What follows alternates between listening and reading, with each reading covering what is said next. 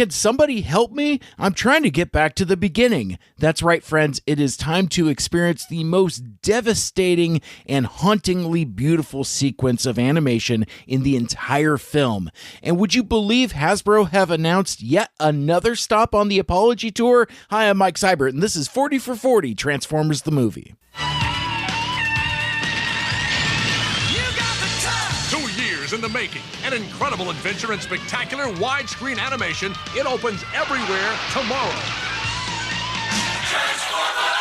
Transformers, the movie. It's a startlingly original story that begins in the year 2005. Look! It's Unicron! A monster planet destroys everything in its path, while on Earth, Optimus Prime and Megatron battle to the death. It's over, Prime. It's a story that will surprise and shock even the most die-hard Transformer fans. Starring Leonard Nimoy and Judd Nelson, with songs by Weird Al Yankovic and Stan Bush. Escape into fantasy this summer, into the incredible rock and roll adventure. Transformers, the movie. Don't miss it. Rated PG, opens in theaters everywhere tomorrow. Nothing, and I mean nothing, could have prepared us for the cold open of Transformers the movie. It's just so atmospheric and moody, like everything. Like so today we're talking about the cold open of the movie, and that culminates in the destruction of Lithone. The movie doesn't actually start with that, though. It actually kind of starts with some logos. First, you see a gray background, and then the familiar to some lion logo of DEG, the De Laurentiis Entertainment Group, which is so funny. Like, you know, when I was doing the lead up to this project, you know, I put out, you know, some of my oldest episodes talking about Transformers the movie, including the very first episode where I talked about Transformers the movie back on my college radio show on KGRG. And, you know, there's something to be said about the magic of doing live radio, because there's no take backsies. What you say is what you say. Meanwhile, here in 40 for 40, I do all kinds of like Freudian slips, and I, you know, misspeak, and I get things wrong, and, you know, and because of editing, I'm, you know, if I catch myself, I'll restate it. Like there's any number of times where I do still get things wrong, and there's nothing I could do about it in the edit, because, well, I just straight up said that character's name wrong. It happens all the time. If you go back and listen to episodes, you know, I'll like, you know, interchange Cup and Hot Rod, you know, and call them the wrong names or whatever. I do it all the time. The point of me telling the story is that back when I first talked about Transformers the movie, I know it's De Laurentiis. But like, have you ever had the thing where it's like, you know what the word is, and then you flinch and you forget to trust yourself and you say the wrong thing anyway? That's what happened to me that night on the 30th anniversary of Transformers the movie, where I referred to it as De Laurentitis. And every time I hear that, because I've replayed that episode a number of times, and I included it as the Road to 40 here for 40 for 40, and every time I hear it, it haunts me. Man, I started to sound like Ironhide again. Every time I listen to that Prime, my circuits sizzle. But it's true, though. And it's just so funny, because, like, you know, there are times I wish I could, like, go back and, like, George Lucas some stuff. And, you know, especially for the Road to 40, I considered tinkering with some stuff, and instead I just chose to leave them as they originally were, warts and all. I've done too many podcasts over too many years to bother myself with wanting to worry about going back and revising things and cleaning things up. But man, I tell you, those Road to 40 episodes were on a re-listen for me personally, as the person that recorded stuff, said stuff, and then edited it and published it, man, there's a lot of cringe in there that's just too much. Like there are some times where I'm just straight up yelling.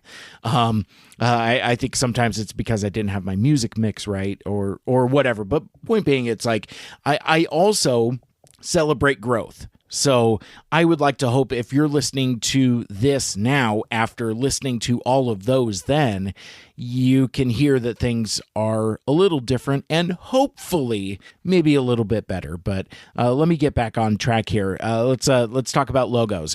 So again, it shows the gray and black and red background of the De Laurentiis Entertainment Group. And I forgot to open up the tab with all of the other famous DEG productions. The only one I could think of off the top of my head that I specifically remember that logo is David Lynch's Dune back in 1984. But I remember even in 1986 that was a logo that I recognized. Now, granted, I'm 7 years old. I don't know what the hell production companies are, but I know what pictures look like.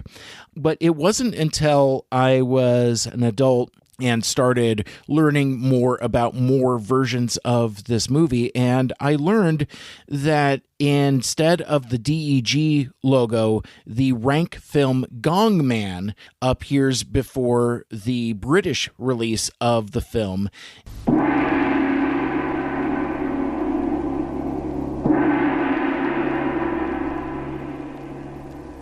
As Rank were the United Kingdom distributors. Ironically enough, the DEG logo at the beginning uses the Gong Man sounds rather than its own fanfare, possibly due to a plastering mistake, that from the TF Wiki. And it's interesting because there are some versions that seem to have the gong sound effect. There are some versions that have the actual Gong Man, and if you're not familiar, because I wasn't, instead of the DEG logo, the Rank Film Gong Man is literally like a shirtless dude banging on a gong. And I don't have any British versions of Transformers the movie on DVD or Blu-ray. I would really like to have that, actually, because like it would be cool to see things like the Rank Film Gong Man or the Crawl or the Victor Caroli narration over the end credits, that kind of thing. Like I don't have a version of the movie that has all of those, and I feel like that's something that I should have for my collection. But anyway, like I did find it interesting because like even there's a version of the movie that I've sourced from tfraw.com that I use for the sound effects that you hear, and I believe it is a rip of the current 4K. So like a lot of like the stereo effects that you hear are preserved, and I think like for like a sound experience, I think that's the best version.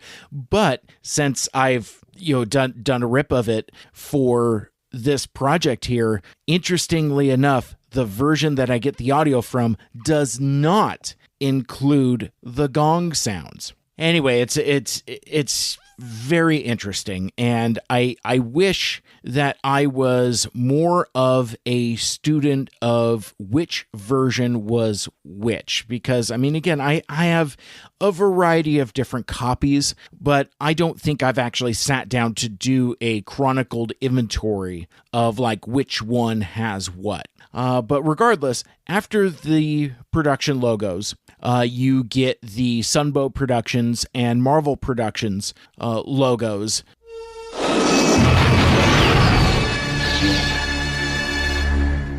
Kids of a certain age would recognize from a variety of different productions, including G.I. Joe the movie, as much as others. But then we get into it. It's a mysterious scene in deep space, and looking at the starfield here, and you kind of see like, there's all kinds of like, I don't know, nebula or other like, space distortion things. And this is only on my mind because we're going to read the scripts later, but the opening almost looks like a mist as you kind of close in on the scene. And the music, the score by Vince DiCola here is deceptively comforting at first. It's like there's a calmness, a peacefulness, a serenity to it, where it's just kind of like, it's almost kind of like lulling you into comfort here as the drums start to slowly build and come into frame.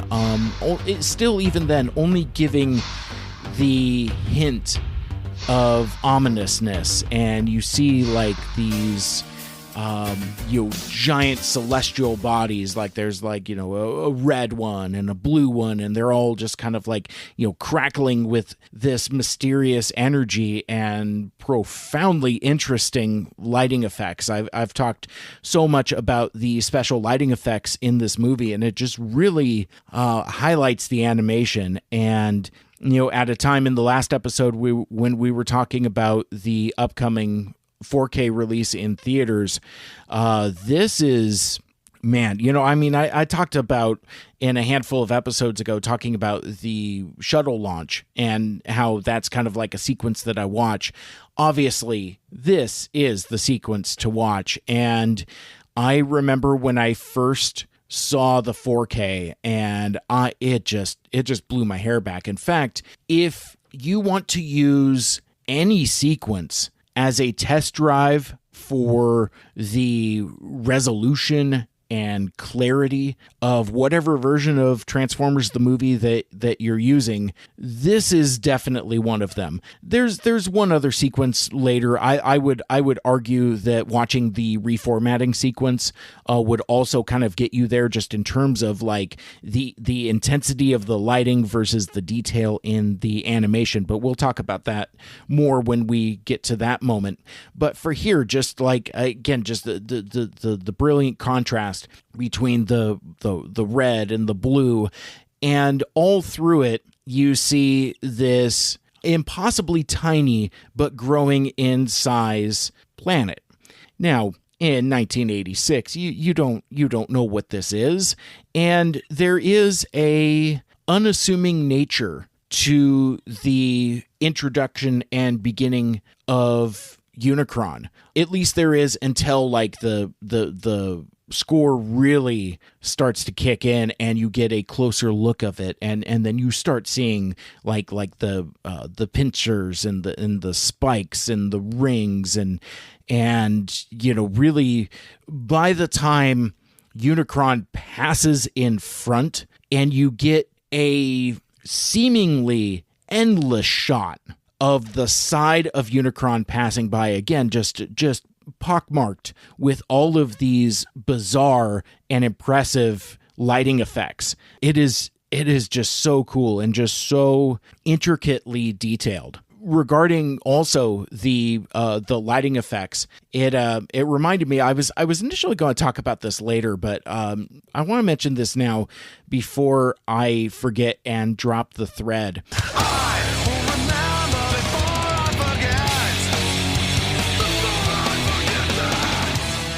Just because we've spent so much time luxuriating in this this incredible, beautiful sequence of Unicron just like coming around like these two. I don't know if they're suns or whatever it is, but you have like the competing crackling energy between like the blue and the red. But I remember a few years ago, I think it was back in 2023, when season 3 of Star Trek Picard was on, and I remembered that there was there's a sequence where the starship Titan, the Titan A, is in front of a similar kind of glowing red star. Now, there's no blue that kind of comes into it, but it's one of those things where I looked at it, and even for my eye, I'm just like, no, that can't be.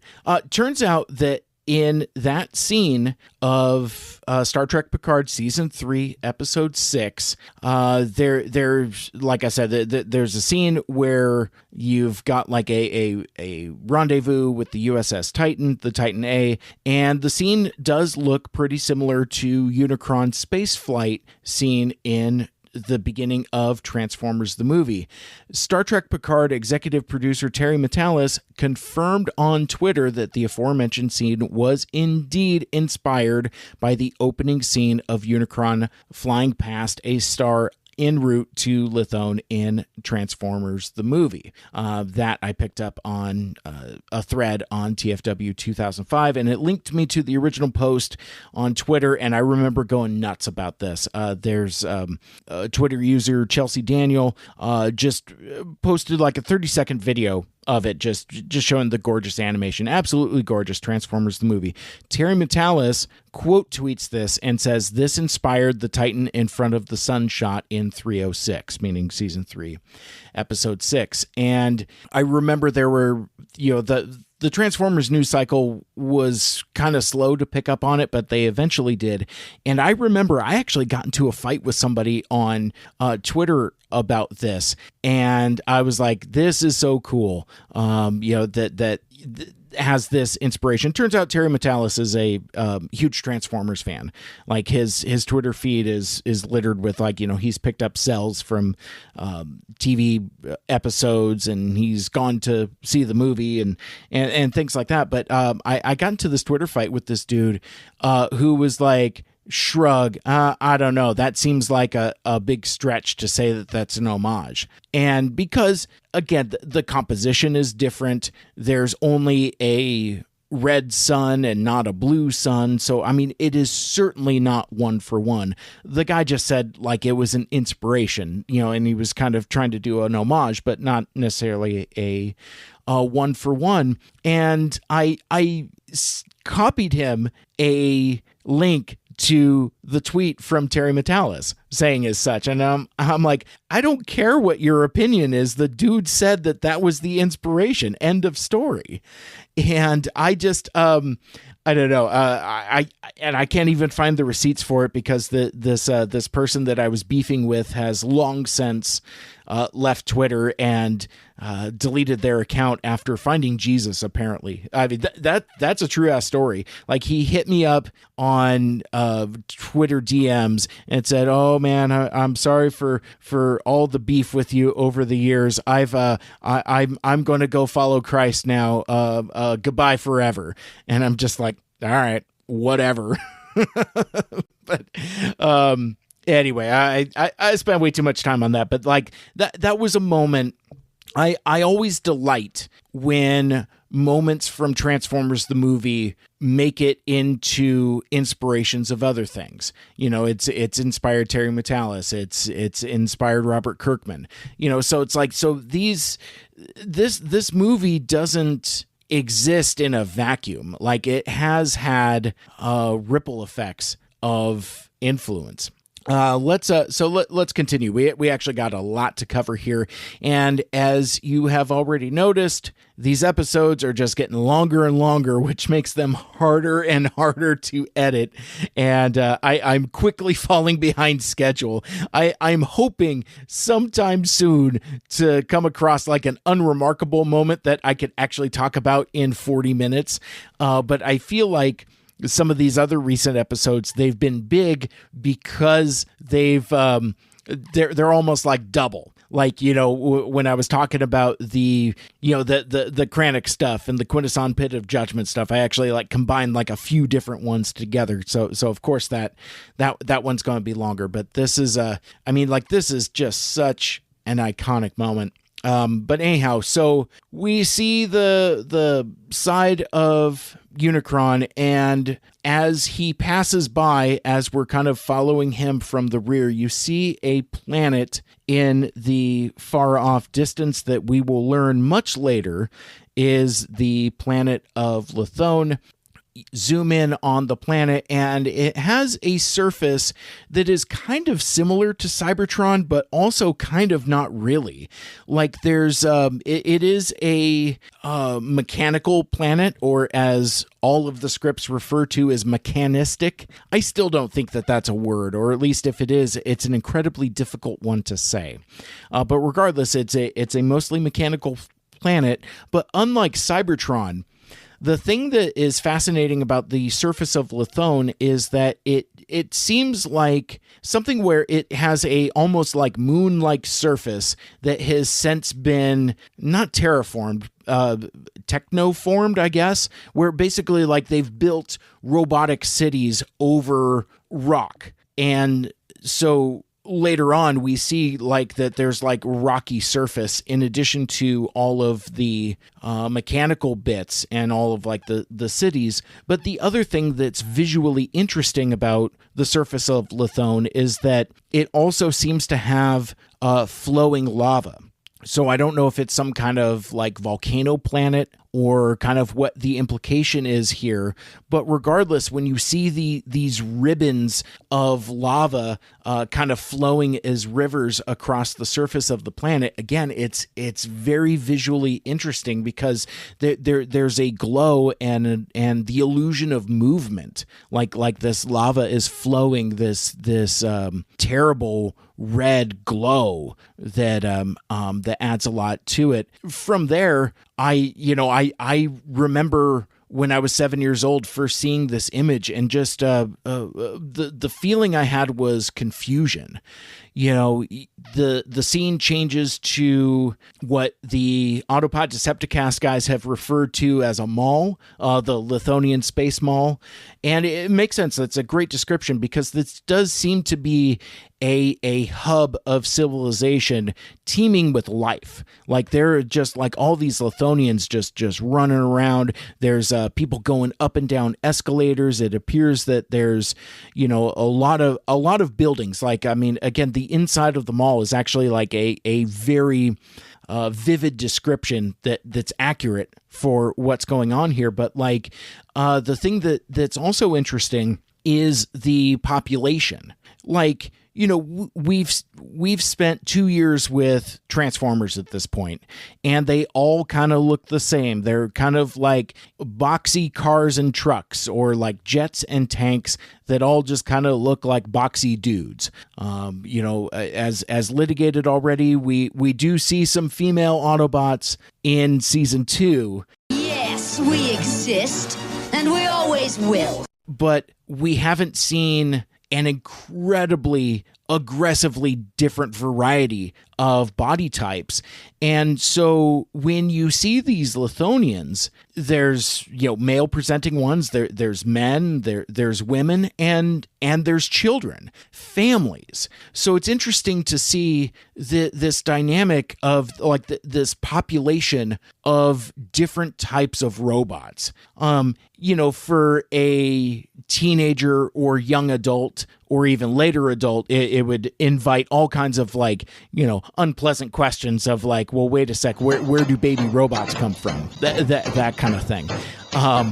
But it adds a knowing how this scene ends and what happens to these people. Seeing women and children it adds a retroactive degree of dread and stakes and I don't know, a sense of like, good Lord, did you actually have to do that? Like, I don't know. I'm trying to think of any given sci-fi apocalyptic type of movie where it's central to the plot that a planet is destroyed and a population is eradicated. How often do you see children explicitly being crossed off? Now, granted, during the animation here, I don't think you see any of the toddlers specifically getting the same grim fate that Arbalest and his buddies get. But regardless, like you do see a lot of Lithonians that are in grave peril, and the direct implication is that they are super dead. So I don't I do kind of wonder about that decision making, because really, not to put too fine a point on it or dwell on it too much, this is the only sequence where you see families. From there, the POV kind of changes to where you're following these two dudes, and they've got like this cart of glowing fluid chemicals in exotically shaped beakers. But as they're going down this elaborately animated hallway, like, I mean, again, just everything is just so vivid and full of life and just so richly detailed.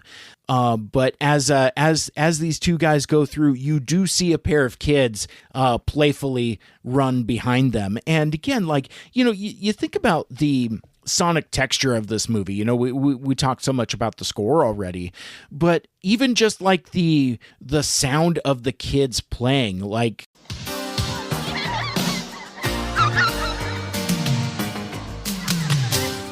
that's a sound that echoes in my headphones, and you know, it's a sound that you can't shake. So anyway, these turns out these two guys are scientists, and we will find out that one of them is our buddy Kranix, not Granix with a G, Kranix with a K, that we already met up with later in the movie.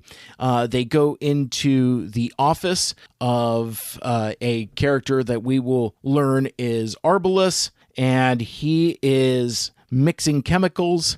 And again, to quote my friends Aaron, Ryan, and Caleb from Autopod Decepticast, one of the very first references they made in their show, as they're doing a minute-by-minute analysis of Transformers the movie, arguably the project that got me into doing Transformers podcasting. So there's a direct line between what I'm doing here with 40 for 40 and what they were doing back in 2017. But the thing that kind of won my heart and made me realize I kind of like these guys is they referred to these guys as Lithonian space wizards, and the implication that Arbalest is mixing potions.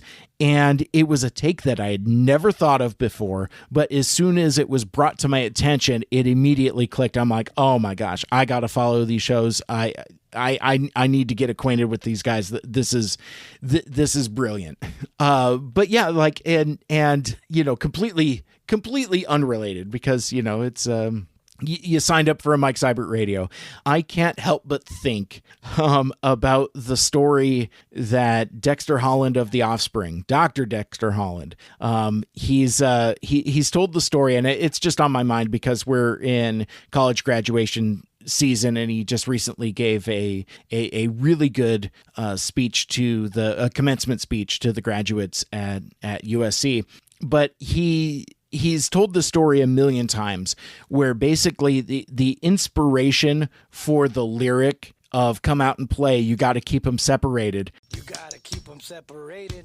comes from the most innocuous place, especially given that that's a song about gang violence. And where it comes from is he's a molecular biologist, and he was doing lab work. And at one point, the beakers started to get too hot, and he goes over, "Oh man, those beakers are getting hot. I should really keep them separated." And he's like, "Yeah, you gotta keep them separated. You gotta keep them separated." You know, that kind of thing. Like, dental plan, Lisa needs braces.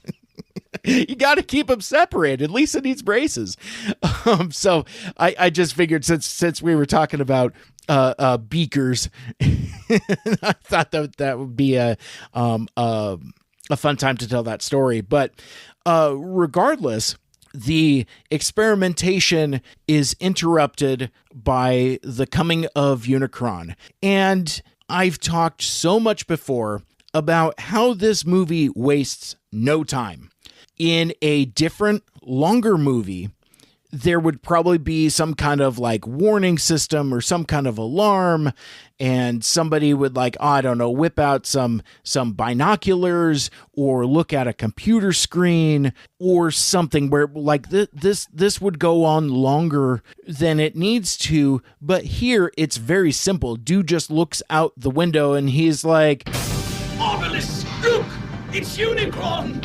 Which, again, I didn't realize I was going to be shouting out my friends so much here, but this was another one from APDC where they were saying that Arbalest sounds like Marvelous, and the other guy that's not Kranix is no, wait a sec, that is Kranix. I don't know. I don't know the difference. There's a third guy, and I don't know if the third guy speaks or not. I wouldn't believe so because he doesn't have a notation in the credits. Anyway, Kranix is like Marvelous. It's Unicron of that.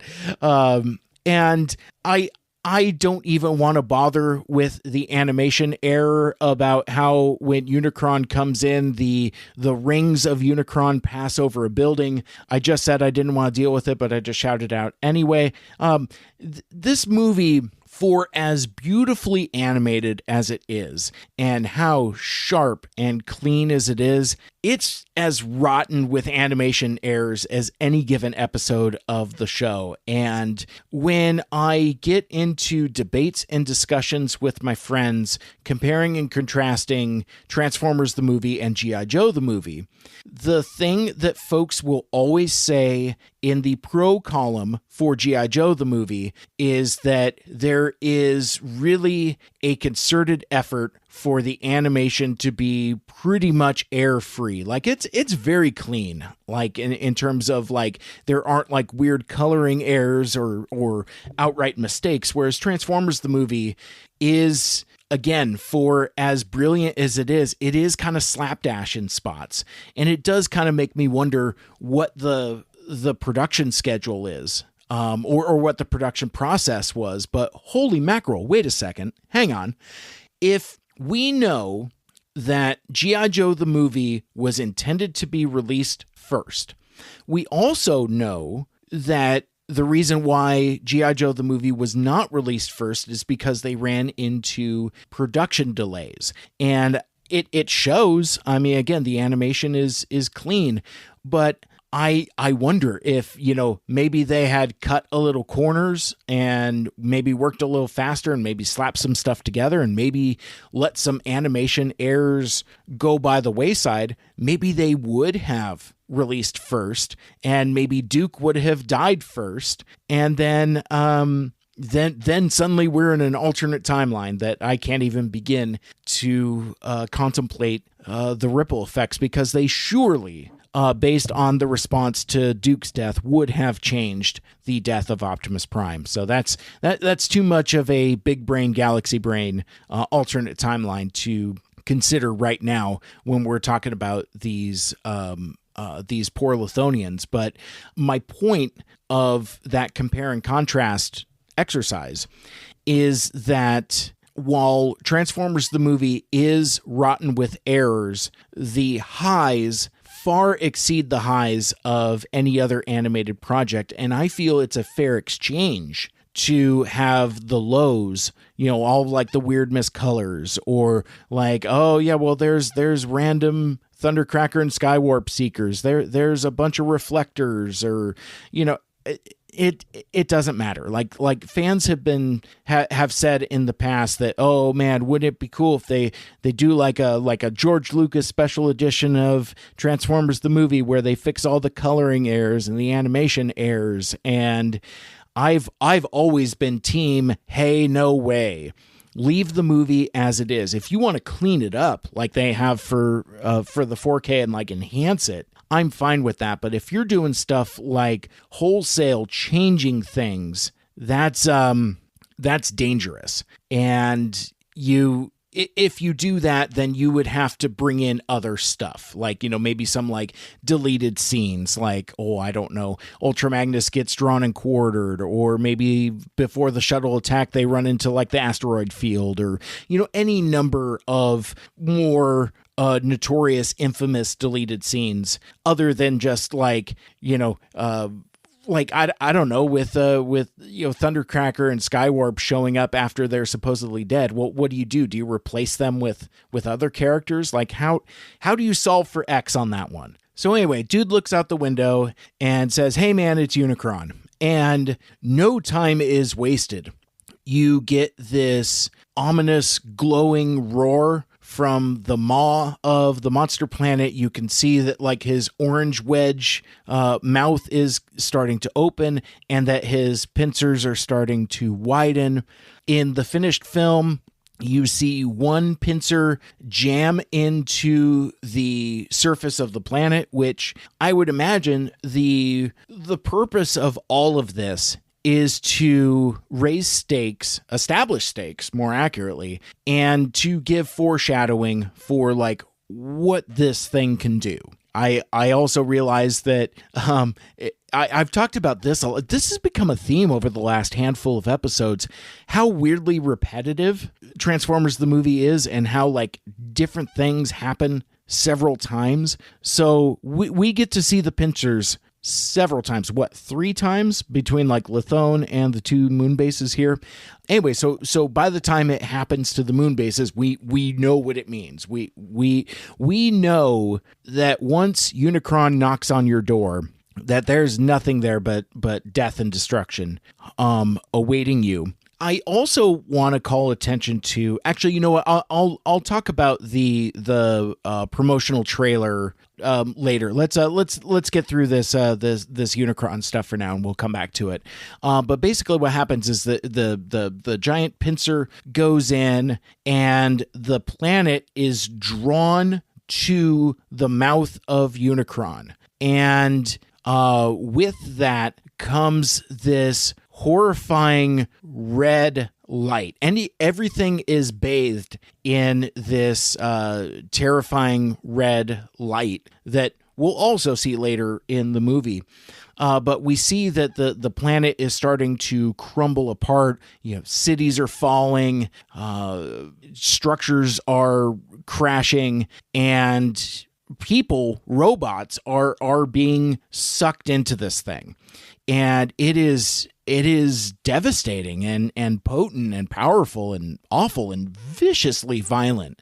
Like we see like one shot where like as the pincer is going in, it's kind of like moving towards this group of fleeing Lithonians, almost like a tidal wave, like the tidal wave water is going to swallow these people. Instead, it's this thing burrowing into the very surface of their planet. And yeah, we see tons of robot characters die. And I remember when, again, talking about the 4K or any subsequent restoration. In fact, I think I even noticed this on the Blu-ray, which again, the Blu-ray and the 4K are very, very similar in terms of picture clarity. I think the real edge for the 4K is how vivid the lighting effects are. I think if you're trying to figure out the difference between the 4K and the Blu-ray from Shout Factory, look at how bright the lighting effects are. And in fact, for my taste, this is probably a bit of a hot take, but I noticed this in the theater when it came back around for the 35th anniversary. The intensity of the lighting is turned up almost a little too much, and it's overbearing at times. Like whoa, just like, turn it down a little bit. But anyway, like I remember watching in the theater when it was re-released and looking as Arbalest, Kranix, and the third guy are fleeing, get to the ships. We gotta, it's our only chance. And as the surface of Lithone is bathed in this horrible red light and structures are crumbling, I remember seeing through the windows and seeing Lithonians, animated characters in there. And I remember sitting up in my seat and looking, I'm like, there's people in there. And I had never noticed that before, having watched on VHS and DVD, just because of the way that the red light is, it's so saturating that it, ironically enough, tamps down the intricate details in the animation, and you can't see it as much. Same thing with the reformatting scene that we'll get to much later.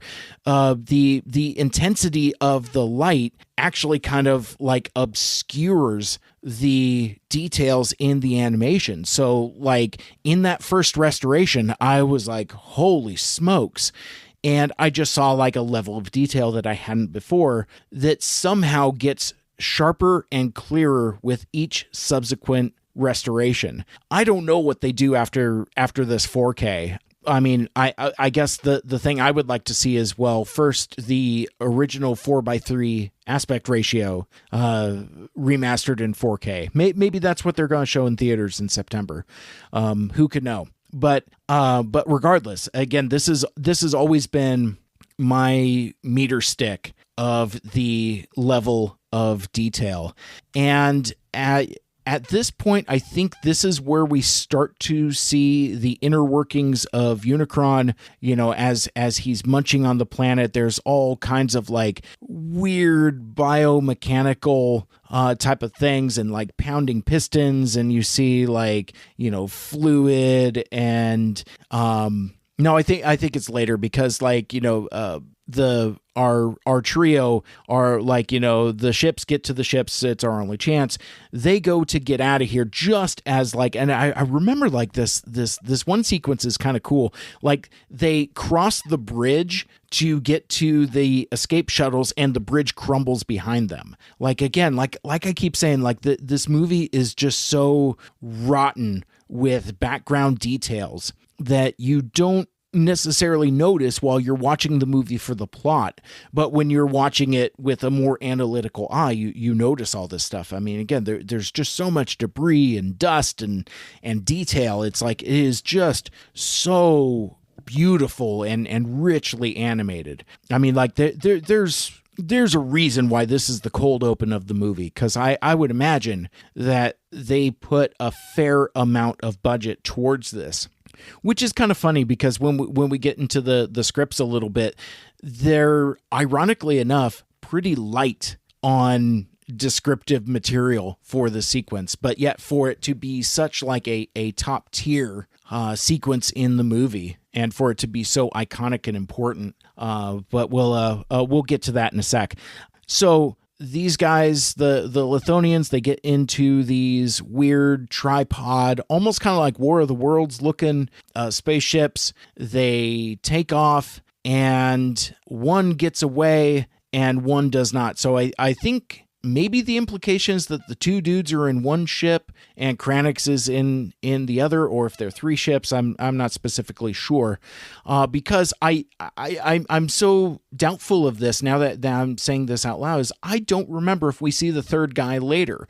I think the third guy is the first dude that gets executed in the Quintesson Pit of Judgment, but you can't really see him, so I don't know if it's just a reused animation. Regardless, one of the, we talked about iconic sounds, that agonizing scream for Kranix as the other escape ship is sucked into Unicron as Kranix gets away. And it's such a cool bit too, because like the ship flies up and it looks like it's going to get away and it stops. It's almost like it's like caught in a tractor beam.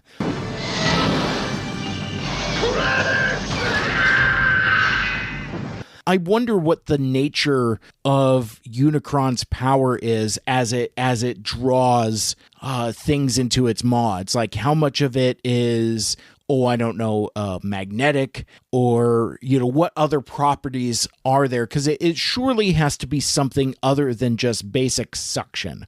I don't think it's just like, sucking in a straw, that type of thing. I don't think it's just, I don't think it's Kirby just like inhaling and drawing all these, all this planetary bits in there. But regardless, the shuttle turns end over end. And again, another bit in the restoration that is so cool is like you could see in the window as it flashes, and you see a Lithonian in there. And this is the part where you see more and more of the inner workings of Unicron. You see like the chompers, and you can see kind of like this whole process of how Unicron's digestion goes, how it breaks down an entire planet into energy. And you could see the spaceship helplessly flipping over in like this processed mass of what used to be the planet Lithone. And another animation error that I'm not going to bother calling out is on the left-hand side. There's like there's some strobing images that are from Fist of the North Star, and I didn't know that when I was young. That's probably another one that's a observation of an adult. I do think I noticed it before Autopod Decepticast pointed it out, but maybe not by much. But regardless, I don't know why it's there. I don't know if it's intentionally meant to be an homage or if it's an error, but like, how can it be an error? Because you would have to do that deliberately to overlay that footage. It's one of those mysteries that's never really made sense to me. But again, you continue this digestion process where you've got like, pistons and crackling electricity. And then this still kind of haunts me.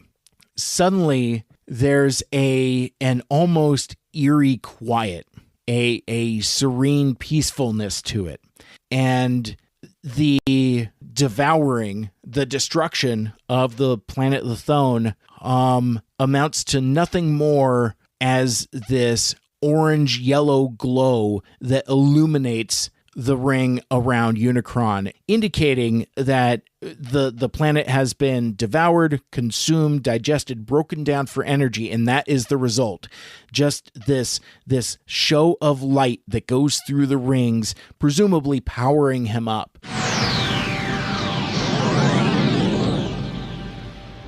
And a profound silence follows. And there's nothing, like the score drops off, the sound effects end, and Unicron just kind of like sits there for a moment as we whip pan away to the end of the scene, and then we'll get into the title sequence. And holy mackerel, what a ride. I can't even describe the feeling that I had when I was 7 years old seeing that movie for the first time, because it's not all that dissimilar to watching it now at 47 years old. And just, again, the depth of detail in the animation, and even looking at the implications of all the things that I just talked about with an adult's sensibilities. Like, oh my God, there's families, children that become food for this terrifying monster planet that we don't know as kids, as the viewers, is going to be the main antagonist of the movie and has a secret of its own. And but I just remember just being like, just my hair just being blown back like it's a Magnavox commercial. Accent, it's worth it. But the movie doesn't let you stop to even think about it, because the next stop is the theme song, and then it's the narration. Then the movie decides to get going when we see our familiar characters. And again, it's not even until halfway through the movie, after the Autobots have escaped from Earth and Ultra Magnus says, well, congratulations, we've lost them, so rest while you can. That is like the only time that the movie kind of takes its foot off the gas, starting from this moment, this very specific scene. So, and that's the end of the scene. Now, I did talk earlier about an expanded trailer, and my buddy Anthony Bricali, tfu.info, slid this back under my door and reminded me. He's like, oh man, there's some really good Victor Caroli narration in there, because like, most of the things that I've been playing are TV spots. I've run TV trailers a couple times, but I have to kind of like edit them down because they're rotten with sound effects also. But anyway, this expanded trailer, and this is from TF Wiki, early in the production of the Transformers the movie, a promotional trailer was made to sell the product to potential investors. This trailer features a fair bit of test footage that was either changed or cut before the movie's release, together with a few lines of unique narration by Victor Caroli. Transformers, the movie. It is the year 2005, and a mysterious planet threatens to devour the galaxy. Conceived in the epic tradition of Star Wars, this spectacular animated adventure stars Leonard Nimoy as Galvatron, Robert Stack as Ultra Magnus, Judd Nelson as Hot Rod, and Eric Idle as the Junkion Warrior Wreck-Gar. In the summer of 1986, the most exciting adventure in the universe is on planet Earth. Transformers, the movie. The reason why I'm mentioning it here, and I'll call this out when we get to these other scenes as well, because it is, I feel like this promotional trailer was made entirely for this purpose. And we talked previously about deleted scenes, and I don't think that the footage that was not used from the promotional trailer counts as deleted scenes, because I don't think that they were ever intended to ever be in the final film, except that, oops, some of it does end up being in the final film. So thus making it even more confusing. But I mention it here because there are close-up shots of both of Unicron's pincers piercing Lithone's surface, and there's more shots and scenes of Unicron's inner workings, and they have a much more organic appearance to them. And like there's all kinds of stuff, like it gets really squishy, more so than in the finished film. Like there's like, tubes that are showed like bulging and extracting and contracting. Fluid goes all over the place. Phrasing. There's like, water that streams around. It's much more wet. Unicron's conversion of consumed planet bits into energy in the promotional trailer is the way I would describe it is it's wet. It's more wet than it is in the finished film, whereas in the final movie it's a lot more dry. It's like sand passing through glass tubes and like, injecting electrodes and things like that. Whereas here in this promotional trailer, which spoils the entire movie. And at film's end, when the monstrous planet Unicron, played by Orson Welles, reveals its long-held secret by... Like it literally says like it, and again we'll get to this. Actually, I should stop there. I was just gonna say, but I'll just leave it at that it literally spoils the end of the movie. But regardless, the thing that really blew my hair back, a lot of it happens the way that it happens in the final film. Like the Lithonians see Unicron, opens his mouth, puts in the pinchers, but again, like without warning, one goes in and the next scene is the other one going in. I was like, wait a sec, hold on. and there's I believe even more footage of the destruction of Lithone, like more like cities crumbling and buildings crumbling and collapsing, things like that. But yeah, it is intense. I will actually I will put a separate link in the show notes for this promotional trailer, separate from the other notes or the other links that are already in there, because like if you have not seen this thing, give it a watch. It's 4.5 minutes. So it is bonkers, and I'll stop talking about it now because, like I said, it will come up in a couple other sequences that we're going to talk about as we go through the movie. 13 years in the making, an incredible gathering of Transformers fans from across the Pacific Northwest. Unlike anything you've ever seen in your local toy aisle, it's the year 2026 and a new Cybertronian adventure is coming to Kent, Washington, July 10th and 11th. CybFest Northwest. Fans of all ages will unite for the most incredible Transformers event you've ever seen. Vintage Transformers, modern Transformers, rare collectibles, amazing displays, contests, panels, art, and dealers from across the region. Do you finally track down that grail you've been searching for? Then what's the missing piece for your collection? And what surprise treasures await inside the dealer room? It's so big, so exciting, you've got to see it twice to take it all in. Join the Transformers community for Community Night on Friday, July 10th. Featuring a People's Choice G1 episode screening, a Transformers-themed game show, raffles, giveaways, pizza, and hanging out with fellow Transformers fans. Then continue the adventure Saturday at CybFest Northwest.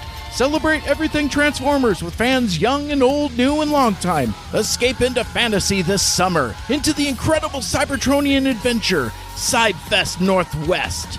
Don't miss it! July 10th and 11th in Kent, Washington. Register now at CybFestNW.com. All right. Well, and with that being said, let's explore other versions of this scene. First, we gotta head across the pond and listen to how this scene played out in the Lady Bird book storybook.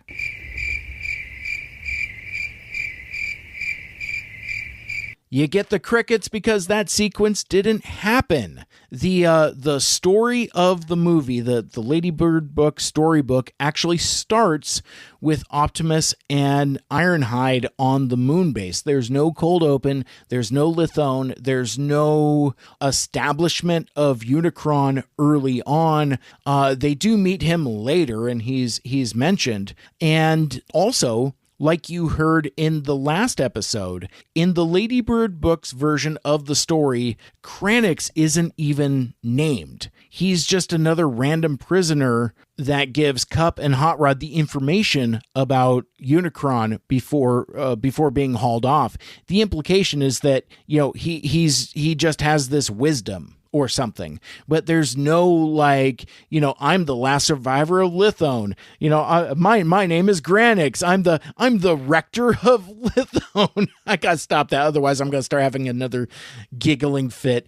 I told my wife that story because I'm recording at home and she could hear me across the house, and I was like, yeah, man, I got the giggles and I couldn't stop, and she's like, yeah, I know. I heard. Which, if that doesn't give you a complex when you're recording it at home, I don't know what is. But yeah, rector, damn near rector. Anyway, poor Granix doesn't exist in this. It doesn't really matter. But yeah, it is just another example about how different versions and different tellings of the story get consolidated and streamlined. But there are different versions of this moment in scripts and storyboards and comics that I want to talk about. First, let's check in with Flint Dille, and let's go to the August 6, 1985 script. And again, this is the one that is most closely resembles the final movie, but there's also some pretty significant differences as well from time to time. So we're going to start on, I guess it would be page 1. Fade in, exterior, space. A small planet glows in the light of its sun. Suddenly, we hear a loud rumble and see a thick electronic mist behind the planet. Thicker than train smoke. Then, the electronic mist begins to engulf the planet, and we hear the horrible sounds of destruction, almost like somebody or something is eating it. Push down to exterior, the near side of the planet's surface. Strange robotic creatures scramble around the planet in a wild panic. It looks like Pompeii must have looked as Mount Vesuvius erupted. Angle on one of the creatures. Tracking. The creature is Kranix. We will meet him later on in a very different context, but for now, he is running from the ever-growing mist that threatens to engulf him. Another angle, the panic.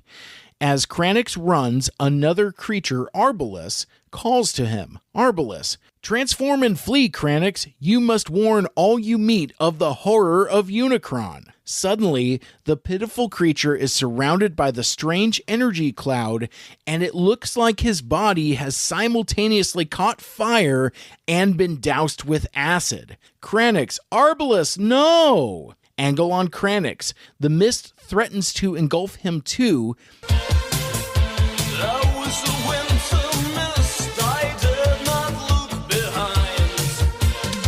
He transforms into a small rocket ship and track with Kranix as he takes off. As we rise higher and higher in the atmosphere, we see the horror wrought by the hideous and still mysterious Unicron. The planet cracks like an egg and rivers of lava leak out. The energy cloud surrounds it and dissolves everything. And when the smoke clears, we get our first look at Unicron. It is horrifying. A massive metal orb with a gaping maw and a field of electricity. Pan forward to show that this hideous planet is on a direct collision course with moons orbiting Cybertron in deep space. And then from there, the scene shifts to the two mechanistic moons around Cybertron, and you get the narration telling you that we are in the year 2005, and we'll stop there with the Flint Dille script.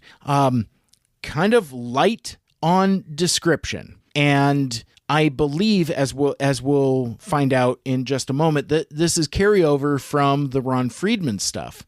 But as we get into the Ron Friedman stuff, it's not going to be as loquaciously detailed as we're used to. So we're going to go to the May 2nd, 1985 revision written by Ron Friedman. This is also page 1. May 2nd, 1985, fade in swirling pool of mist.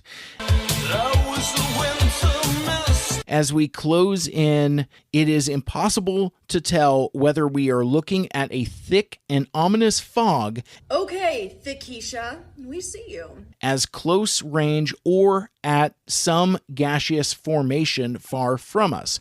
As we close still more, we hear rumbling sound of weird static, an overlay of sounds actually, as though thousands upon thousands of electrical interferences were occurring at once, overlapping, echoing on one another to infinity. Closer still to the mist, in quotes. And now we see what might be swirling octopus-like shapes moving beneath and through the mist. These shapes, in quote marks, might, underlined, have ghostly eyes and mouths seen only as darker shadows beneath the still swirling fog shapes. I'm going to read that again because I stopped down for punctuation, but basically the word might is underlined twice, indicating that that's not the case. And then shapes is in quote marks. So I'll just start from the top without stopping down. So we now see what might be swirling octopus-like shapes moving beneath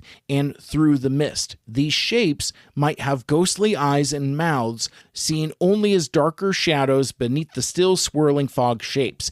It seems these menacing shapes are moving out at us through the now shifting mists as we close in more, and then as menacing shape suddenly hurtles out toward camera, filling screen with shocking rapidity. We pan past that shape with a static roar to reveal that we have been looking at the face of a vast planet in space, in parentheses, Unicron. As on the pan, we now see the curve of its orb against the darkness of space. Space! the menacing shape, in quote marks, of mist exploding away from its surface, but then being drawn back to resume its place within the swirling mists, like a sunspot, in quotes, or solar storm whose action is continuous, more mist shapes moving out and then being perpetually sucked back into the sinister, swirling atmosphere of this huge, ominous-looking planet during this sequence. We continue to pull back, so that we see more and more clearly that we have been looking at a scary planet all along. As we continue to pull back, the music of the planet, underlined and in quote marks music, the music of the planet Unicron intermixes with the static overlay of sounds. The quote-unquote music is like the wailing, whispering composite of 1,000 sighs and breaths withheld, and when we are pulled back far enough so that perhaps one half of Unicron is visible, we change to full shot of Unicron from the reaches of space. And we hold for a beat and then pull away and change angle to our opening shot of the moons orbiting Cybertron. Parentheses, underlined, all caps. All the proceeding to take place during the opening credits. Parentheses, go to present page 1, which should now be numbered 1A. And from there, fade in, long shot, moons orbiting Cybertron in space. There are 5 or more mechanistic moons orbiting the huge planet of Cybertron, and as the narrator speaks in voiceover, we move in rapidly. And then from there, we get the narration, and then we eventually catch up with Optimus and Ironhide as they prepare their shuttle for launch. So both of these versions are kind of versions of each other, but neither closely resemble what we see in the final film. Ron Friedman's version, and I spent half the afternoon trying to go between 3 different Ron Friedman script revisions, because I swore I had this Mandela effect, Barbra Streisand effect, that there was a sequence that more graphically talked about the mist and what happened to Lithone, and turns out the answer was under my nose the whole time. It was the Flint Dille script. Flint Dille is the one that wrote the stuff about cracking like an egg and egg yolk and lava and all that other stuff. I thought it was Ron Friedman this whole time. So when I looked at my Ron Friedman script and I just saw this basically 1-page 5-paragraph description establishing what Unicron looks like, I'm just like, well, where's all the Lithone stuff? In the Ron Friedman script, Unicron or Ingestor or the entity or whatever does not explicitly attack and destroy Lithone. Now, I don't remember how or why that comes up, because we know that we meet Granix, is from, Lithone, the planet of Marble, with his buddy Marvelous. That's a joke from the TF Wiki. But, the Rock Lords. But, I don't think that's just something that they talk about that happened. I don't think it's explicitly shown or explained in the Ron Friedman script. And even then, in the Flint Dille version, it still sticks to this whole principle of the mist, the evil mist or whatever. But it still doesn't establish what we know about the mechanics and the appearance of what we know to be Unicron. There's no pinchers, there's no maw, there's no explicit eating, and there's certainly no converting into energy. So it's all very interesting how that sequence is so important, yet in no versions of the script specifically is it given its fair due. I would also note, while we're talking about alternate versions of this scene, the Marvel comic the original adaptation of Transformers the movie retains the Flint Dille version, where basically like Unicron shows up and there's instead of devouring the planet by eating it, it's the mist that gets him. And there is a panel where Arbalest visibly and violently gets got as the mist gets him. Like it's graphic and it's violent. And like I mentioned in the previous episode, this is where you get Kranix instead of, running to the shuttles. Because again, none of that exists in these scripts. Like, there's no, the ships get to the ships, it's our only chance. In the Flint Dille version, Arbalest just tells Kranix specifically, hey, transform and go. So he does. And that's where you get Kranix's spaceship mode. And that ends up being in the Marvel Comics. And it's in the adaptation of the movie. It ends up being in the Transformers Universe source books, and it ends up being the basis of the brand new Studio Series 86 Kranix vehicle mode. And man, you want to talk about a full circle moment. That, like, when I first saw that, I was like, no. I mean, first of all, to do Kranix in deluxe class, that's insane. Like, I just thought that little that small slug figure that we got with the Quintesson Pit of Judgment, I thought that was going to be the best Kranix figure that Hasbro was ever going to get us. But I was very pleasantly surprised to have that be not the case. So where does this stuff come from? I have an answer. And we go back to Terry Matalas and his inspiration for that one shot of the Titan A in front of a sun in episode 6 of season 3 of Star Trek Picard. So this post went medium viral. The one I read you earlier where Chelsea Daniel had posted a video of Unicron passing by, and Terry Matalas quote tweets it and says, "This inspired the Titan in front of the sun shot in 306. That tweet got 176,000 views, a bunch of comments, a bunch of retweets, and a bunch of likes. I bring this up because in addition to drawing attention from myself, it also drew the attention of artist Matt Ferguson, who posted his artistic rendition of this, which I have actually. It's one of the lobby cards that comes with the UK version of the Transformers the movie 4K. It's like one of the lobby cards there, the Zavi exclusive version that I paid too much for.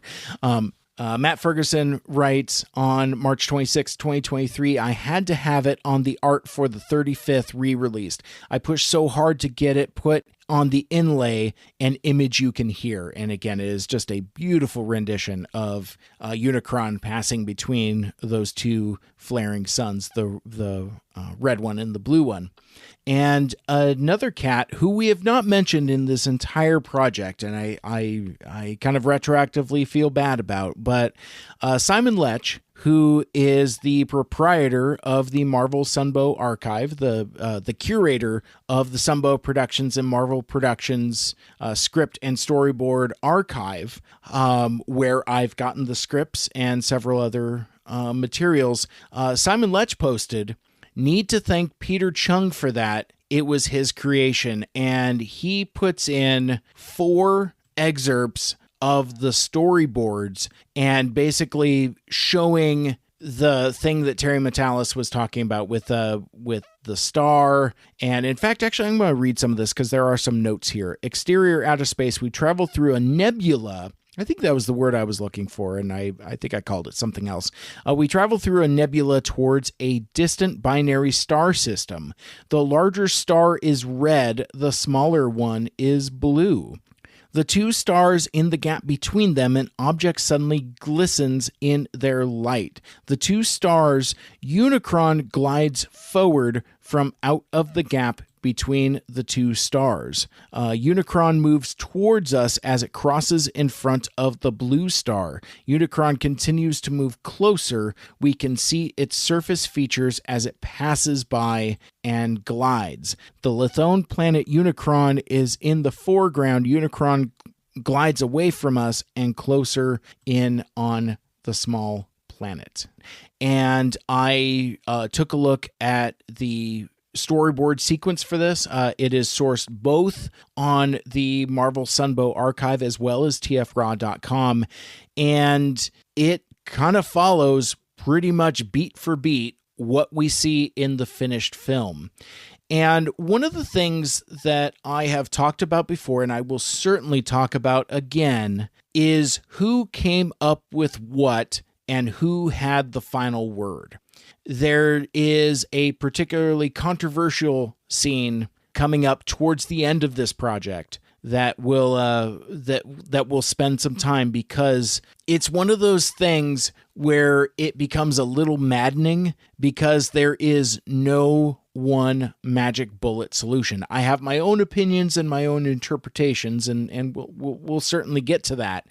But when you have the discovery, the revelation that the storyboards are so integral to what we see in the final movie. Again, the entire sequence that I just spent over an hour talking about in luxuriating detail didn't come from Ron Friedman, didn't come from Flint Dille, came from artist Peter Chung and the storyboards. And so I think that information that's in the storyboards is just as relevant to the canon as are the scripts. And I'm going to get myself into trouble with that because that directly contradicts one of my hottest takes about one of the most controversial scenes in this entire movie. But we will get to that in due course.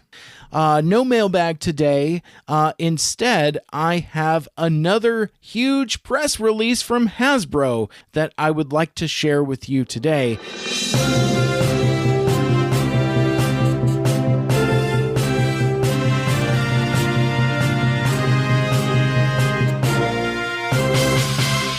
Back on May 19th, about a month ago, the day after Hasbro announced the upcoming Fathom Event 4K release of the Transformers the movie in theaters, they made another huge announcement, this one about the soundtrack album, and this one is actually far more surprising than the movie being re-released. Headline, Hasbro reveals the Transformers the movie reformatted soundtrack featuring Stan Bush's return and the Touch reimagined single. Hasbro is excited to announce the next stop on the Apology Tour with the Transformers the movie, the soundtrack, the reformatted edition, a reimagined soundtrack for the Transformers the movie from 1986, created in collaboration with record label Reigning Phoenix Music. Now I'll stop there a sec because you know me. I love title legislation, and I love title punctuation more than anything. Let me read this again. Hasbro is excited to announce the next stop on the Apology Tour with the Transformers, the movie, the soundtrack, the reformatted edition. This title features no fewer than 3 colons. I love it. I will have a note on that later, but I had to call attention to that because it cracks me up so much. Releasing July 24th, 2026 on major streaming platforms and various physical formats, including limited edition vinyl, the Transformers the movie, the soundtrack, the reformatted edition brings 10 re-recorded, reimagined tracks from the iconic film where new production techniques meet the raw spirit of 1986 to create something that feels both reverent and revolutionary. This includes the return of Stan Bush, the original voice that defined an era, now making his return 40 years later to bring fans brand new recordings of The Touch and Dare. Every track has been rebuilt from the ground up, bigger, heavier, sharper, and more alive than ever. Guest singers are top-level artists who not only pay tribute to the originals, but also bring an immeasurable amount of talent to these classic tracks. Album performances are led by the Knights of Unicron, a band of world-class musicians featuring Gus Rios, Matt Havey, and Ross Sewage, with additional guest appearances by rock metal icon, former singer of Skid Row and solo artist Sebastian Bach for a special rendition of Nothing's Gonna Stand in Our Way. Power metal artist Brittany Slays of Unleash the Archers for an electric version of the Transformers theme song, and other new exciting re-recordings from Mark Azaceta of Kerry King and Death Angel, Francisco Cavallari of Wind Rose and VBO, and Cold Slither's own Torch. Tying it all together is composer Vince DiCola as the perfect complement to this winning formula for the most honest and true collaboration for die-hard Transformers fans. To begin the album's rollout today, I don't know why they italicized that.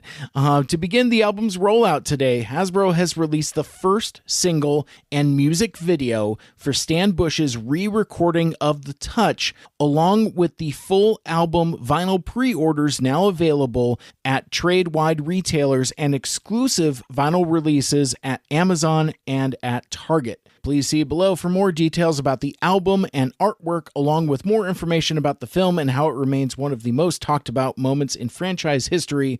We've also included more info about Hasbro's The Apology Tour campaign, and I just read that all out loud because I'm Ron Burgundy. So let's see what else it says here. The Transformers, the movie, the soundtrack, the reformatted edition will be available on July 24th, 2026 on major streaming platforms and vinyl format. Hasbro has collaborated with record label Reigning Phoenix Music to announce the Transformers, the movie, the soundtrack, the reformatted edition. I'm going to read it as is every time it comes up because I like it so much. The fully reimagined official soundtrack for the Transformers, the movie from 1986, continuing Hasbro's The Apology Tour in celebration of the film's 40th anniversary. The Transformers, the movie, the soundtrack, the reformatted edition brings 10 re-recorded, reimagined tracks from the iconic film, including performances by the Knights of Cybertron. I read this already. They printed it twice, but they also included the track list, and this is where we kind of wade into controversy a little bit. The Touch is performed by Knights of Unicron featuring Stan Bush, as originally recorded by Stan Bush. Instruments of Destruction will be performed by Knights of Unicron featuring Francisco Cavallari, originally recorded by NRG. Death of Optimus Prime will be performed by Vince DiCola. Dare will be performed by Knights of Unicron featuring Stan Bush and Vince DiCola, originally recorded by Stan Bush. Nothing's Gonna Stand in Our Way by Knights of Unicron featuring Sebastian Bach, originally recorded by Spectre General, aka Kick Axe, but they don't have that attribution here. The Transformers theme song, performed by Knights of Unicron featuring Brittany Slays, originally recorded by Lion. Escape will be recorded by Knights of Unicron, originally recorded by Vince DiCola. I don't like that. Hunger by Knights of Unicron featuring Mark Azagueta, originally recorded by Spectre General. Autobot Decepticon Battle performed by Knights of Unicron, originally recorded by Vince DiCola. And of course, Dare to Be Stupid, which will be recorded by Weird Al Yankovic. No, it'll be recorded by and performed by Knights of Unicron featuring Torch of Cold Slither, originally recorded by Weird Al Yankovic. Additional album credits include it's produced by Matt LaPlante of Cold Slither, mixed by Zeus with 2 S's of Rob Zombie, and recorded at Ripper's Lair at an undisclosed location. How cute. More about the Transformers, the movie, and Hasbro's The Apology Tour. Hasbro, in collaboration with Fathom Entertainment, is bringing the Transformers, the movie, back to theaters for its 40th anniversary, inviting fans to relive the action, the music, and yes, that moment. The loss of Optimus Prime remains one of the most talked about moments in franchise history, part of the year-long Apology Tour. Hasbro is leaning into that shared experience, bringing fans together to grieve, heal, and reminisce at special fan events all year long, including the film's return to theaters. I think I read this exact same press release in last episode. Beginning September 17th, 2026, in honor of Transformers Day, the beloved 1986 animated film presented in 4K, maybe with the correct aspect ratio, we'll see, but I won't hold my breath, will roll into theaters across the U.S. with a wide theatrical release through September 21st for a special limited run cinema experience. Select international markets are expected to launch day and date with the U.S.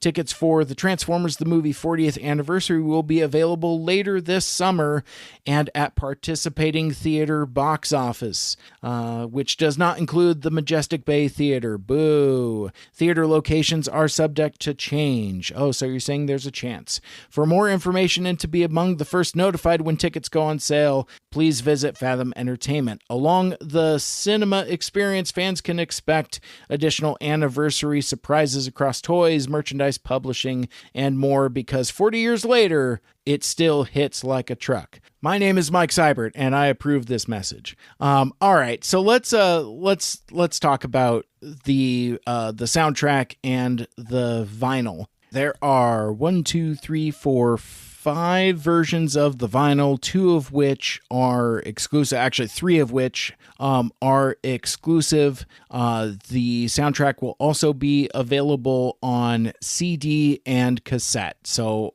and as well as digital streaming, which I didn't realize until I read the press release.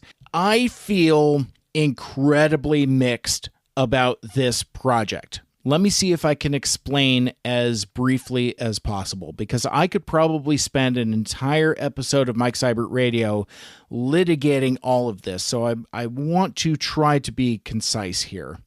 I wasn't a huge fan of the Cold Slither stuff from last year. Basically, Hasbro leaned into the band of Dreadnoks from G.I. Joe. They put out like a box set of figures, and they put out like a vinyl and music release, and I didn't like any of it. Like, ironically enough, though, I do like the Cold Slither song.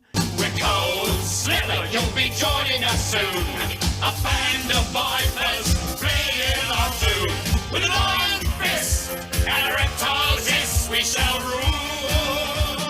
And I do think it's up there with those types of cartoon song classics, because it is so damn catchy.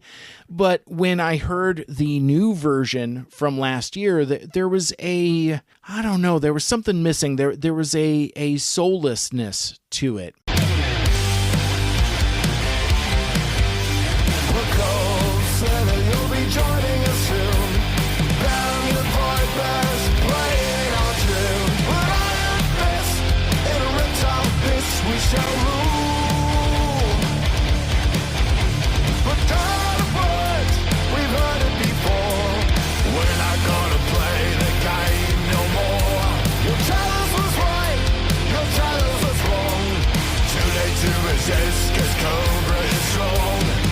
And in fact, I sent it to my buddy Anthony Brucali, and I even alleged that there was some AI shenanigans. I wasn't sure, and I think those claims have since been addressed, and apparently that is not the case. All of that music and all of the Transformers the movie stuff is all being created by real musicians, which I hate to be a hater, but I don't know if that makes me feel any better or not.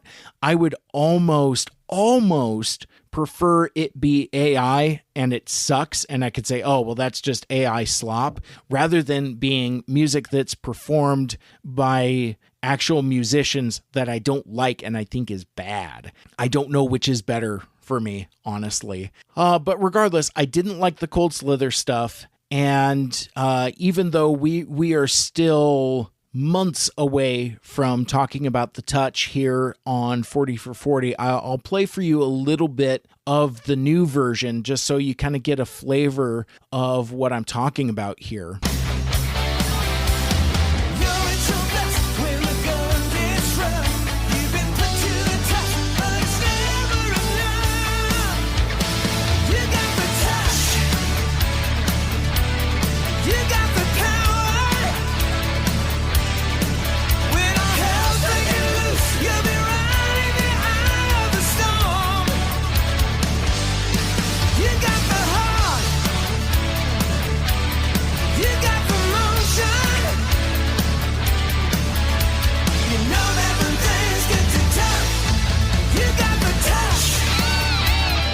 I'm sorry, folks. I'm just not feeling it, because it's kind of the same thing I was just saying about the Cold Slither stuff. There is a emptiness to it. There's a hollowness to it. It feels like it's kind of like missing its soul. And I don't know if that's the fault or responsibility of the individual musicians, because it sounds like there's a lot of talented folks involved, and the Knights of Cybertron and somebody called Torch, and like I don't care about any of that. That's too cutesy for my taste. Too cute, too clever. Like saying that like the Dreadnought from Cold Slither is guesting on on the Weird Al song. That's not the flex you think it is. So that's me just kind of being surly about it. So it might surprise you then to hear that I actually bought pretty heavy on this. I bought no fewer than 2 different versions of the vinyl, as well as the CD, as well as the cassette, because I have hardware to play all of those. I'm one of those weirdos who still listens to CDs in my car. That is actually my preferred format, because I just there's the density and depth of the audio file that no MP3 for my ear or any kind of like streaming mechanism can match that format. I'm not an audiophile. I just know what I like. And I know that I like music in my car stereo coming off of a CD rather than coming through my phone via Bluetooth connected to like, some kind of streaming platform or whatever. So I bought the CD. I bought the cassette tape because my old car used to have a tape deck, and I did listen to cassettes in there from time to time. Now, granted, it was a novelty. Like I would get like the Cybertronic Spree albums. I'll talk about them in a sec, as well as other stuff that I would specifically get on and listen to on cassette in my car as recently as a couple years ago before my car got totaled and I had to get a new one. And I'm not a huge vinyl collector. I say that even though I have no fewer than 5 different versions of the Cybertronic Spree's 1986 Transformers album.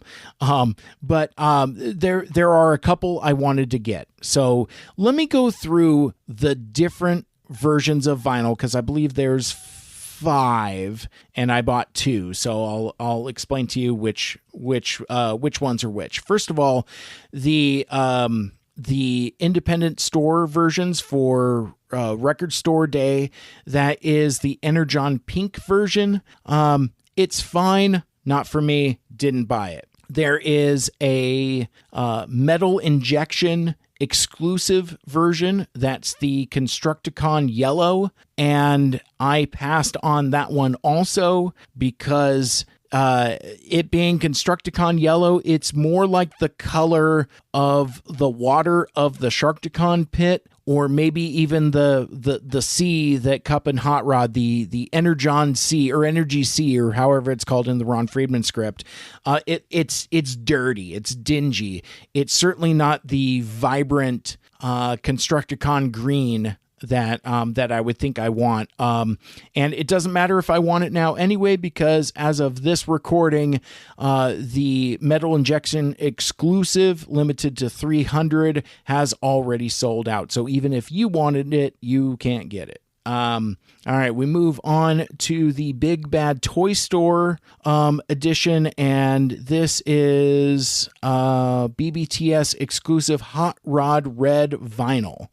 And I guess it's a slightly different shade than the Energon Pink for Record Store Day. I don't know. I don't care because I didn't buy either of them. The Amazon exclusive version is teal. I believe it's referred to as like quintesson teal, which is not necessarily a color that I would associate with them. But again, if you like teal, like my dude Tim Agni, whose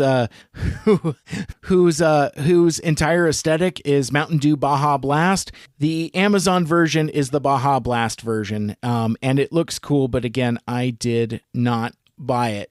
The one I did buy is the Target exclusive version. It is the vinyl itself is in Decepticon purple, looks gorgeous, but then also this is the only version of the vinyl that has a different cover art than any of the other releases. I'll talk about it in a sec when I talk about Matt Ferguson, but basically it's a depiction of Megatron being reformatted, and there's Galvatron and Cyclonus and his armada and the Decepticon ship, and it looks very, very cool.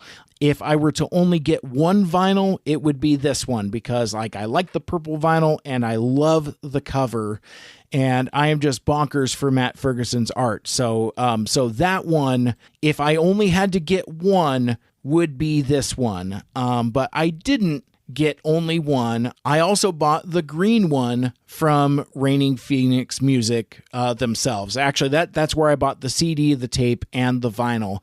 I misspoke earlier when I was talking about the teal one. I don't know what the clever name is for the Amazon exclusive teal one, but I'm looking on the Reigning Phoenix Music website right now, and the green one is referred to as Quintesson Green, and it's the RPM exclusive vinyl. That is the one I got, because if I have the alternate cover, the Decepticon one, the Target exclusive one, I should have a copy of it with the standard cover. And these two pieces are brilliant and beautiful companion pieces to each other, to the point where I don't even care if the music is good. I love this cover art so damn much that, maybe I don't even play the vinyl. I just open it and look at it. I just really want to buy in on the artwork. But the reason why I got the Quintesson Green one is because it's green, unlike the Constructicon yellow one that's just kind of yellow and not green. I figured if I had a purple one, a green one would be the perfect one to pair next to it. But really, I'm underselling it. The star of the show here is the artwork by Matt Ferguson. And if you don't recognize that name, for Transformers fans here, he did all of the artwork for the 35th anniversary edition, all of the cover art, all the inserts, all of the wraparounds. He also did some other artwork, like he designed a pair of sneakers with the going into the O kind of psychedelic tunnel type of thing. He did a lot of work for Transformers the movie, and I am so grateful and happy that work has continued now here for the 40th anniversary, and he basically did all of the designs and all of the artwork for this soundtrack album. So I'm on his Facebook page now, and I'm just gonna read a bunch of his posts. Like we go all the way back to May 19th when that version of The Touch dropped, and it's just his rendition of Optimus Prime doing the jump, and it says iconic, the song. And indeed we do. He also writes, and this is again from a Facebook post. Here's a bunch of stuff I designed from the ground up for the reformatted edition. I insisted on calling it that, of the Transformers the movie soundtrack. So all of those colons and all of those thes, that all comes from Matt Ferguson, and to which I salute you and say bless you, sir, because that tickles me so much. He writes, I made all of this art out of my passion and love for that crazy animated film, and it's got pictures of the artwork. He also shared some of his process work of the reformatting Megatron for the Target exclusive vinyl. I spent a week alone, quote, this is Matt Ferguson, I spent a week alone on this reformatting Megatron, meticulously detailing out his inner workings. For some crazy reason, I decided to do his whole body. Anyway, it's used in the artwork for the new Covers album that's coming out soon, all pink and glowy on the art. And this line art is just so detailed and magnificent. Like, I'm looking at it now while I'm talking to you, and I'm just kind of like beside myself. I'm kind of aghast a little bit, got the vapors. He continues, here's some more posts. Here's the 2 covers I did for the Transformers the Movie reformatted soundtrack. Once I found out it was going to be a covers album, I came up with calling it, quote unquote, reformatted, which I then followed through with on the art. I have Prime passing the Matrix onto Rodimus, and Megatron being reformatted into Galvatron. This film is about change, painful change. More info soon, including gatefold art and other extra stuff to be revealed. And again, folks, this is why I threw in for this, because I am such a fan of this guy and I am such a fan of his artwork. Even if the music sucks, that's okay, because I will at least have the exciting cover art. But there was a couple things I did want to talk about. Wading into controversy here a little bit, I want to share a little bit of a Twitter conversation I had with Ultra Marginal out on Twitter, and I had shared a screenshot from Gus Rios, aka Zartan in Cold Slither, that says those guys recorded the Cold Slither album, but also these tracks for the Transformers the Movie soundtrack reformatted edition. Apparently rumors are circulating that it was AI, and it's pretty annoying that artists and musicians aren't being recognized for the work that was put into it. Gus says every one of these tracks was recorded by real life humans, the guys in Cold Slither. So when you purchase your gear and buy the soundtrack, know that you are supporting real people with real talent. Share this with your robot and music loving friends. And I was kind of snarky. I wrote, honestly, I don't know if this makes me feel better or worse. I bought everything yesterday because I like Matt Ferguson's artwork, but that new version of The Touch doesn't sound great, and I did not like the Cold Slither stuff last year, as I've already said. But anyway, Ultramarginal gets into my mentions and raises a really good point and asks, but is it because it's actually not great or because it's different from the song you've been listening to for 40 years and the differences ick at you from a subconscious level? For me, I think it's the latter. And I responded very simply, it's a great question and I haven't decided yet. I'd have to hear the whole album for myself. Conversely, I love the movie soundtrack cover album from Cybertronic Spree, and it's very different from the original at times. Ultramarginal responds, I enjoy Cybertronic Spree, but I have the same problem. They do more directly emulate the original. I expect Stan Bush probably adjusted to incorporate his learning and experience from the last 40 years. If he was going to write it for the first time today, it would be different. And I do think that that's a fair point. So this is a real time will tell situation. But I did want to close out talking about Cybertronic Spree. I've talked about them in my other podcast before, Mike Seibert Radio, and I think we've talked about it in Two Mikes, Two Furious before. I know Matthew Barbario is a huge fan of theirs, but basically they are a cover band that their gimmick is that they are the characters from Transformers the movie. They are robots in disguise. They are from Cyber Toronto, united through the power of rock, led by RC. There's Hot Rod and Unicron and Shockwave and Soundwave and Raise Your Hand if Wave is in your name and Rumble, and they are a lot of fun, and I have enthusiastically supported their projects in the past, having backed both of their Kickstarters at the highest level. Well, not the highest level. There was like a cowbell tier that I didn't throw down for. But anyway, I like them a lot. They're great folks, and they're great for the fandom and the community. But one of the things that has kind of bubbled up in this discourse about the artists involved in the reformatted edition and doing these cover songs is I hear people saying things like, well, why don't they get, if they're getting Stan Bush to do new vocals on The Touch, why aren't they getting Weird Al to do new vocals on Dare to Be Stupid? It's a fair and valid question. It probably comes down to money.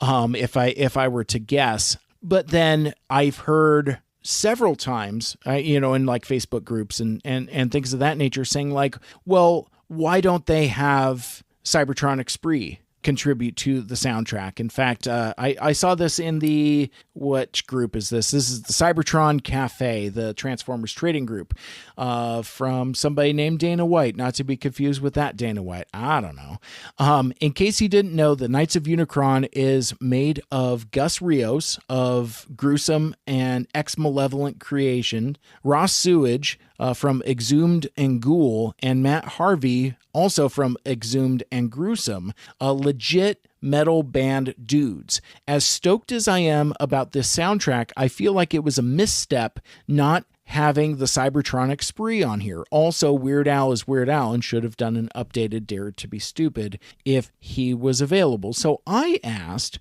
and again, not trying to be an ass about it, but I feel sorry for the straw that broke the camel's back, because I've been seeing so many posts talking about Cybertronic Spree being on the soundtrack. And I write, I've seen this comment about Cybertronic Spree a lot, and I don't understand. They already did a cover album of the 1986 movie soundtrack that's really very good, so I'm not sure if I get the point of having them cover the same songs again. And that's my take on it. It's like, I have Transformers 1986. It's a full album by Cybertronic Spree where they cover all 10 of the songs. And I'll probably talk about this later when we get to Dare, but I think the Cybertronic Spree version of Dare is in some aspects better than the original. I like that version quite a lot. Not all of them are big hits and hit it out of the park, but it is a fun album. So Dana White, not to be confused with that Dana White, writes to me and says, that's a fair point. I just think it would be cool for them to have more broad attention that they'd get from being on this soundtrack. And that made me stop in my tracks. I squeaked my sneakers and I told him I hadn't thought of that. That makes more sense now. And that is the God's honest truth. I had not thought of that. While me and my friends and fans all know that Cybertronic Spree did an entire album of Transformers the movie cover songs, that doesn't mean the public does. And that would be kind of a coup for them to be included on the official soundtrack released by Hasbro. So with that, I guess I got to yield my time, Senator, because that's a really good point. I had not considered the exposure angle of it. Let me leave you with this also. Why is this happening this way? Because I've seen just as many people ask, why not just re-release the album? And my answer to that is, well, quite frankly, they've done a couple re-releases of the album already. So why not do something different? But I think the answer is probably more cynical. And ironically enough, and I posted about the theatrical re-release of Transformers the movie. I was like, I don't care that it's a blatant cash grab. Ironically enough, being a blatant cash grab is itself kind of like meta commentary on Transformers the movie. That in itself is an Easter egg and a reference, because the genesis of Transformers the movie is in crass consumerism and Reagan's America and deregulation and to sell toys, buy more toys. All of your old toys are dead. You got to buy new toys now. So there is a cynicism to the marketing of Transformers the movie that is kind of baked into its DNA. So ironically enough, all of these special edition screenings and re-releases of the movie, it's all kind of like weird meta-contextual commentary on the art itself. But I think this soundtrack thing is different. I wonder, because this is being published through, what was it, like Rising Phoenix Records or something like that. We've spent so much time talking about how the original bands that were on the soundtrack were Scotti Brothers artists. So I don't know what that licensing now is, and what it looks like now. We know that 20 years ago, for the 20th anniversary edition, Sony BMG had the rights for a time, and they not only put out a 20th anniversary DVD restoration, which is still quite good. Like a lot of the special features hold up and are it's well worth your time if you're able to pick up a copy, even though it's long out of print. But the soundtrack album, the CD, is also excellent as well, because it is a current remastering for 20 years ago, but also includes like a half a dozen Vince DiCola instrumental tracks. So that in itself is worth picking up. But I suspect that either Hasbro or Reigning Phoenix Records doesn't have the publication rights or the licensing rights for the original version of this album. So what I am saying is that I'm going to add another colon to the title. This is The Transformers, the movie, the soundtrack, the reformatted edition, Taylor's version. I don't think that they can publish the original songs, so their way around that is to re-record them. So your mileage may vary. I'll be very interested to hear these songs for myself when they come out, and please let me know if I'm crazy about any of my crackpot theories, and let me know if you're throwing down for any editions of this, or did you just go across the board and you bought all of the vinyl and the CD and the cassette and the t-shirt? I didn't buy the t-shirt either. I don't need that. But yeah, just let me know what you think about this. And with that, 2026 marks the 40th anniversary of the Transformers the movie, and to celebrate that major milestone, I will be counting down my favorite, most iconic moments of the movie that has had such a huge influence on my life and the content I continue to create, and today's was a right banger. That was episode 12, moment 29, the cold open and destruction of Lithone. I'd like to thank you so much for listening and for making me a part of your day and supporting this project. And if you'd like to hear more from me, check out the Mike Seibert Radio podcast right here on this feed. And for even more Transformers fun, check out our other show, Two Mikes, Too Furious, where Michael Anders and I reviewed Transformers Animated one episode at a time. Please like, share, rate, review the show, and let me know what you think of this episode. My name is Mike Seibert. This has been 40 for 40, Transformers the Movie. And until next time, till all are one, make good choices. 40 for 40, Transformers the Movie is a production of Mike Seibert Radio and is recorded in Seattle, Washington. Cited works include scripts written by Ron Friedman and story consultant Flint Dilley, sourced from the Sunbow Marvel Archive. Storyboards by various artists, trailers, and other audio sourced from tfraw.com. More information can be found at tfwiki.net. Follow me on social media at Mike Seibert Radio on Facebook, Twitter, Instagram, and Blue Sky, and write into the mailbag, MikeSeibertRadio@gmail.com.